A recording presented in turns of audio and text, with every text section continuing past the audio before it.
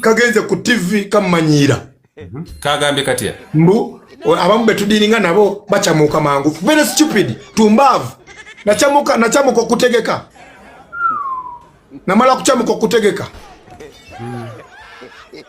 ogenze ku TV yatuwa obulango era mbebaza olira next media njebaza naye already yagenda ku next media nagira gasina ate oli mukuti anyway biwanvu sagala kwogera ku TV nga teri mu ntalo zino era kuba yo teyina nsobi stove roja toko jetaga ati yo njetaga because eri media yange nangi next media yange kati tojocha nnyo kwe bali ba asobola jocha niyo no mutumba agenze ku TV ali mukogerako bya kisiro mbu abamu betokola nabo bachamuka bekakola bwe kati obo Regi akai oli Kampala osula na muloji ya 10 ya mitwale 2 wobogizemu asula kawe bankulengera togeza no manyirire Kampala Regi nkubulira ebyo manyira kabata kababere ba politician nze abamu bade banesimisa no bati mugenda kola sente abamu bagambe mu project yabawa sente tuto ndi mukutoba ngo omuntu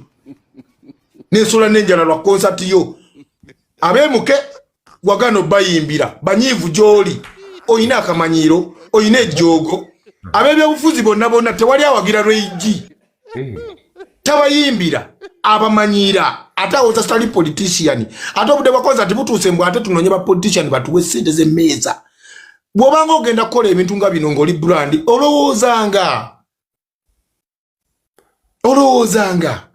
Regi mwimbi wa amanyi nobati mulimbi mulungi wane Kampala namufudde wa amanyi abadde asobola okuba cricket over yo nagifunamu omutwalo gw'abantu ngali ne Nobati events ng'abantu bajja kulaba Nobati bajja kulaba kati njagala no kabata fe twafukibwako amafuta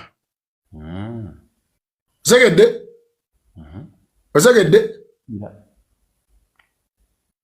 nze waliwo ensonga kulwaki Regi yajja anoonyanze Kampala mulimu abantu population obukadde bugenda mu 7 nange simanyi yalinoonyeza Balamu n'anoonya ani awo ne yajjawo oba yaligenze ewa Alex Mwangi buli jamutegeka ku comedy store kubanga Alex Mwangi bambi with all due respect era yamuteeka n'omwaka oguwedde w'Imperial I will teach you a lesson kagambiri Regi bino byenjogera bya ddala sente nga mmeka Nobati Regi za kumpanyiza nga tomanyi ziwera nga mmeka andi bulinako abantu basasula ku mobile money kati nkugambe mmeka ze siraba tomanyi mmeka kati kitegeeza n'abe mutini abo tebali serious lwaki tebakubira event ngabo okyogedde posta lwakuba tonagira simanyi posta wandigitereddeyo abantu njagala tukolere ne evidence posta njitadde mu inbox yo eya Momope eye MTN MTN I want to pin you a professional and a corporate MTN you are a professional company a corporate company. How do you call a promoter, a conman, a person in charge of events? What had you dealt with the artist that you could not explain to the promoter? I used the professional means. I contacted you. You said you don't know me. Yet you on your poster you have Nobati events. No, for the purpose of this nani. Nyamba buyambi yambanzi Nobati events sokalaba waguru ebya Momope bili wansi mu mugongo kansoke njikwate mu era jire etano mu ngala abantu balabe kyo byogerako ukategede Nobati events you and you are there mamaling you are good ati nzo obuzibu bwe nina buli mu muganda wange Kabata Nobati event ke kano waggulu wano kuliko ki nabako Nobati event bale kakano wano waggulu kano male yo wansi waliwo n'ekigambo ekiri wansi kisome presents means what akutuusaako ndowooza then you look at people in a corporate company like MTN. Omanye Reiji bundi kabata. Nobody event ono siyange posta siyange MTN yagifulumya sinze.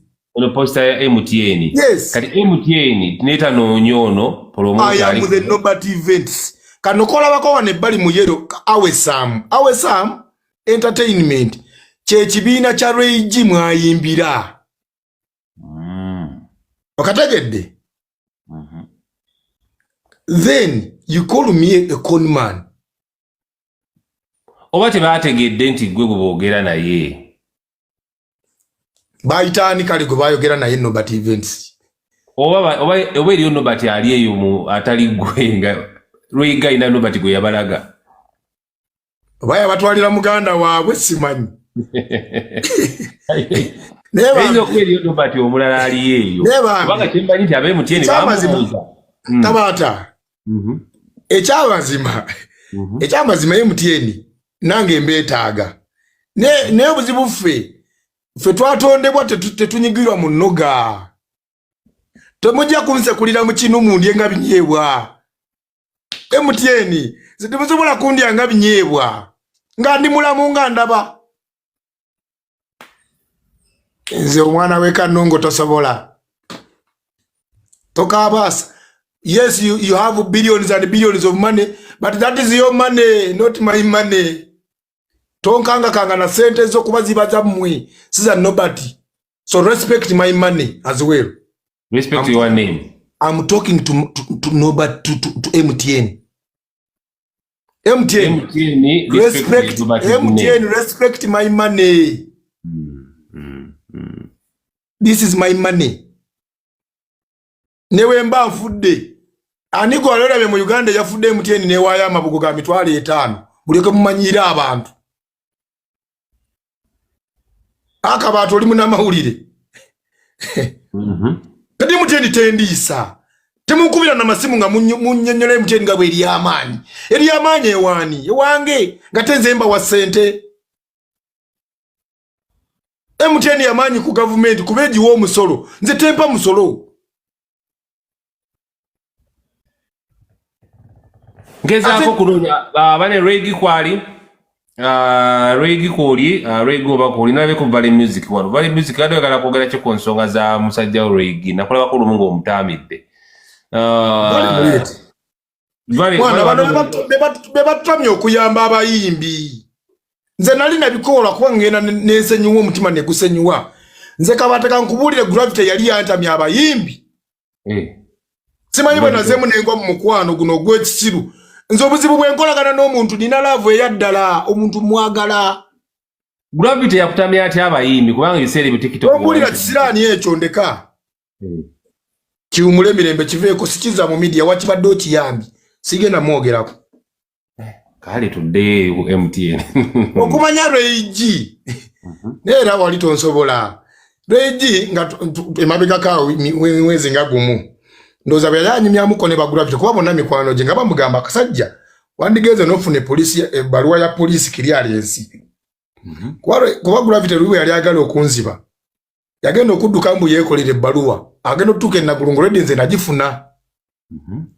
Katika ndo twali twakalandi kokolagana ne kadduka mbu kafune baluwa. Nakagamba tusobola gifuna. Tusobola gifuna. Era nze njirina nobody events. Yawandika ku kipapula kiri awo simanyanga Awesam simanya Reigi avusanga for 10 years. Ate omuyimbi atoyagala ku promoter. Goza bwali wandikira tebategeera. Police ngatenda bakuwa kirele nsemala kuba ku venue. Who owns the venue? Very stupid and silly. Never joke with people again. Bisungu bungi. Valley Music nakulabyeka Valley Music. Valley Music nakulengeddeka omusajja wange Valley Music.